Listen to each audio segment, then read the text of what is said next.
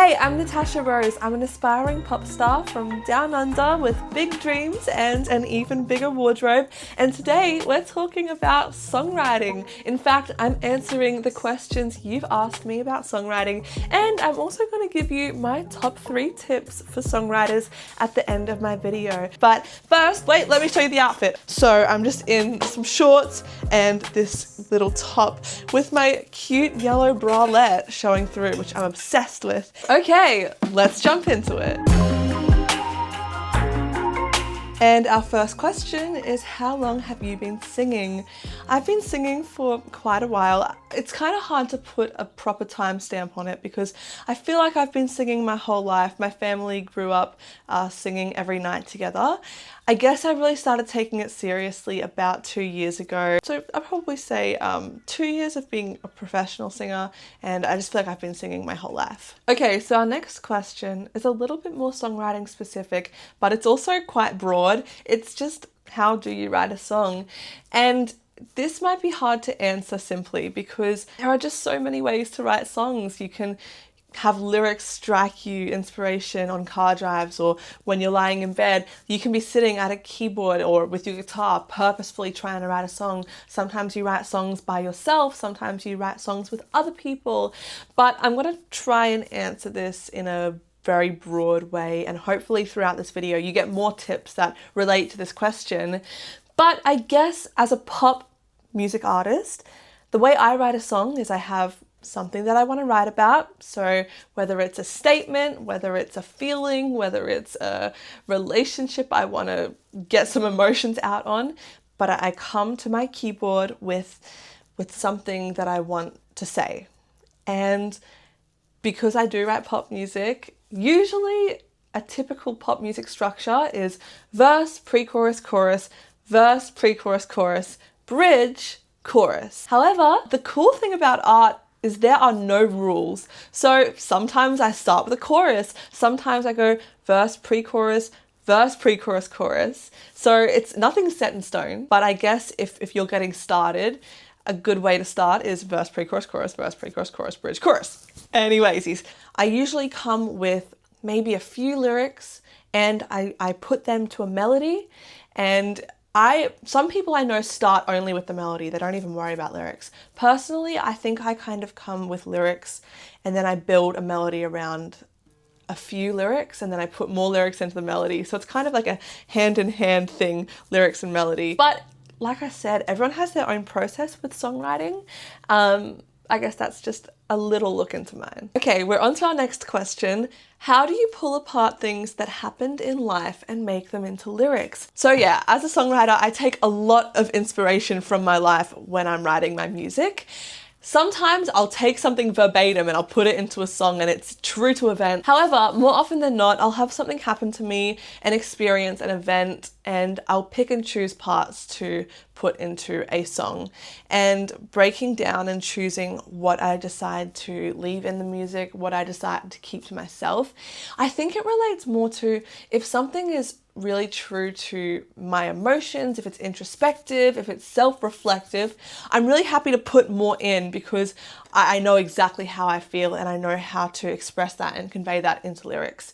When I'm maybe writing about something that is a shared experience between me and a relationship, or if I'm talking about an ex or friends or family, if I'm bringing somebody else into my story, I like to be a little bit more nuanced and picky about what goes into the music and what I keep private.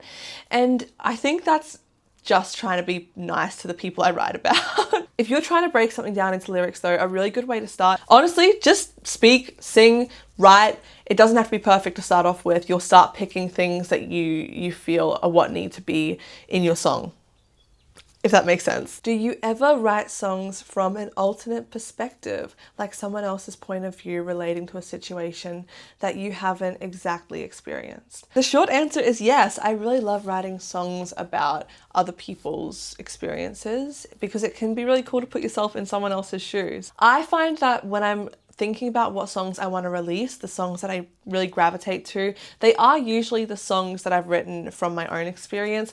And maybe that's just because I can be a lot more truthful in the songs and because I feel more connected to them, which usually ends up in a better result. But yeah, I definitely write songs from other people's perspective. Sometimes it's even cool to, I guess, merge them together. You'll be writing about something that's about you and you take inspiration from other people who have been in that situation, whether you're talking to friends or family and you're getting people's advice on something and they give you a bit of their story and you're like, hey, this relates to me, relates to my song. And then you kind of like monster mash it all together. Frankensong. Next question, what is the weirdest place you have thought of a lyric? That's a good question. I think lyrics can come to you when you're doing mundane tasks because you kind of want to distract yourself and so you're thinking about lyrics or whatever. And then I got to pull out my phone and I'm just like, scribble it down. I think the weirdest place I've thought of a lyric maybe is like playing board games with people. When I'm playing board games with people, sometimes if I'm waiting for them to take their turn and I'm just like bored, I'm like, oh, lyric. Another question here, what's your favorite topic to write about? And it's kind of a hard thing to answer because I like to write about a lot of things, especially when you're working towards creating a project like releasing singles or making an EP or an album. You actually have to write a bucket load of songs, like I'm talking like tens, hundreds of songs. And so you write about a bit of everything. But I guess if I had to choose like a favorite topic to write about, I'd probably say honestly just my emotions, because I'm a girl who feels a lot of big emotions a lot of the time. Everything feels very heightened to me, and so it's cool to like really break down my emotions and also kind of choose the slightly more interesting emotions to write about. How long does it take to write a song? This can really vary, and it also depends if you're talking about the concept or the completed project. I mean, I have written a full song in 15-20 minutes, but usually I'll still go back and edit it in a couple of days and make it stronger. But I'd say on average, my songs probably take maybe like a night and then a day of revision. Because I can be a little bit of a perfectionist and sometimes I'll sit and I'll really stew on a song. But yeah, it can really depend. It depends on the type of song you're writing. It depends on the energy of the song. You know, if you're writing something really emotional, you might be taking a bit more time because you have to work through those emotions. But if you're writing something really dancey and fun, you might take a lot less time because you're just like, hey, I want to write something that makes me feel good and we're just going to make it simple and easy. I feel really bad. I feel like a lot of these like answers are like, it depends, but it really does, because songwriting is an art, first of all, and there's no rules, like I've said, about your art, but also songwriting is super specific to individual people. So I'm just trying to answer it in a broad way, but also in a way that is how I do it. Somebody's asked, how do I write a good bridge? I guess the thing to keep in mind when writing a bridge is this is the part of the song where you can really do anything you want. You can completely change the song up. You can add a new perspective. You can expand on the story. You can build tension. You can switch up the way you're singing. You can do a call and response. It's really a cool part of the song where you want to invite listeners to keep listening. So you want to do something cool. The bridge can be a part where you come down. So if you've got a really big energy song, you can bring it down in the bridge and then let it explode before the final chorus. That can be a really cool way to write a bridge that gets people anticipating the end of the song as well. I usually find the bridge is the last thing of a song that I'll write as well, because I have all of the other information. I know exactly what I've said in a song, and then I can really decide what I want that bridge to be, because I think sometimes you need to know where the song is going and where it's come from. And this is the last question I'm going to read off for now. It's just, Do you write songs with the stage performance in mind, and does that affect your writing? And if so, how much? So I really like this question because it is something you have to keep in mind as a songwriter. Are you going to be able to sing this song live? Is it way out of your range, or is it comfortable to be sung a couple times a week? Is it something that the audience are going to enjoy live? Is it sing-alongable? Is it hooky? Is it going to get stuck in their head? However, with that all being said, it's definitely not the most important thing when I'm songwriting. It's something that I maybe think about more towards the end of writing a song. So if I'm refining, if a line is too wordy to be sung, then I'm like, let's maybe change that. Or if I'm thinking about adding a part in and it's a super fun pop song, I'm like, should I add a part in that people just want to sing along to? And now that the questions are out of the way, it's time for Natasha's tips, where I'm going to give you my top 3 tips for new songwriters or for songwriters who just want to know what I keep in my mind when I'm trying to write lyrics. So the first tip is write through the rubbish. You may have heard me say this before, and you've probably heard a lot of people say this, but to get to the best ideas, you have to get the bad ideas out. Don't get so attached to writing the perfect thing that you just don't write at all. Because if you're sitting here like, this needs to be perfect straight off the bat, you're just not going to write anything. So sometimes you have to write bad ideas. And you know what happens when you write a bad idea?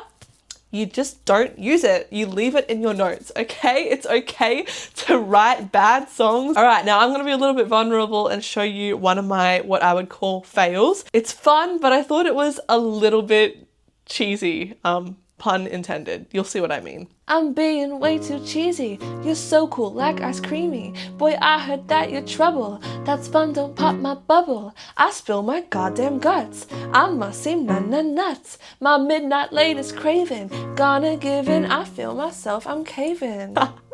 So it's a bit silly. It ended up being a fail. I'd probably call that one of my rubbish songs, but I wrote through it, and we've gotten to better songs. Now, songwriting tip number 2 is don't get too attached to your lyrics. Yes, sometimes you're gonna write them the first time and they're gonna be perfect. But there's also gonna be times where you write something, you think it's the best thing in the world, you come back to it the next day and you're like, yeah, this isn't what I thought I wrote. And sometimes you have to change lyrics. And sometimes other people are going to suggest you change lyrics, and you just have to give it a go. So don't get too attached to them. Sometimes they are bound to change, and a really good example of this actually is even my song Catastrophe.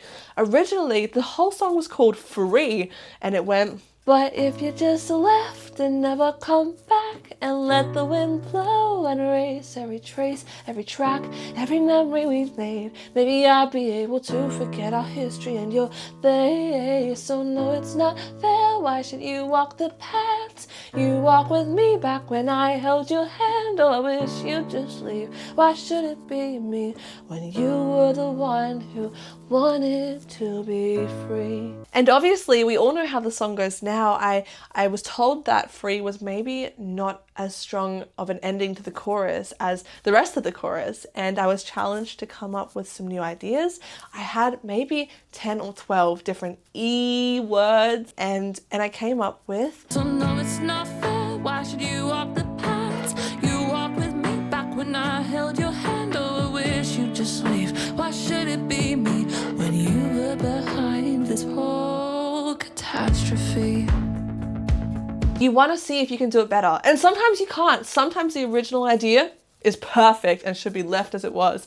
But sometimes you change it and it ends up being better. And my third and final tip is consistency is key. And this is really similar to practice makes perfect, but you're not going to get the perfect song every time you write. But the more times you sit down and try to write, the more chances you're going to have to write that song that just speaks to you and hopefully speaks to other people. And so I try and write as much as possible, at least every day if I can. And sometimes it's not even a whole song a day. Sometimes I'll write just a verse, a pre-chorus, and a chorus. And if I'm liking where it's going, I'll finish it. If I think it's rubbish, I'll leave it and I'll go into a new song the next day. It's really just about sitting down with your guitar, sitting down with your keys. If you don't play an instrument, sitting down with your notepad, just writing as much as possible is the best way to start and to continue, because practice makes perfect and consistency is key. Now, what am I doing for the rest of my day? Speaking of songwriting, I actually have to work on a song called Warmth. I'm changing the second verse, so I've got to workshop some ideas. I'm gonna be sitting here probably singing this song 100 times. I really hope that you've enjoyed this video. I hope it's given you some insight, and feel free to ask more questions in the comments and I can respond to you. Thanks so much for watching, and I hope you have a great rest of your day, and I hope you get on to doing some songwriting. If you're here, it means you're probably interested in songwriting. So good luck. You've got this. Remember, consistency is key. Write through the rubbish and don't get too attached to your lyrics. You've got this. I love you. Bye-bye.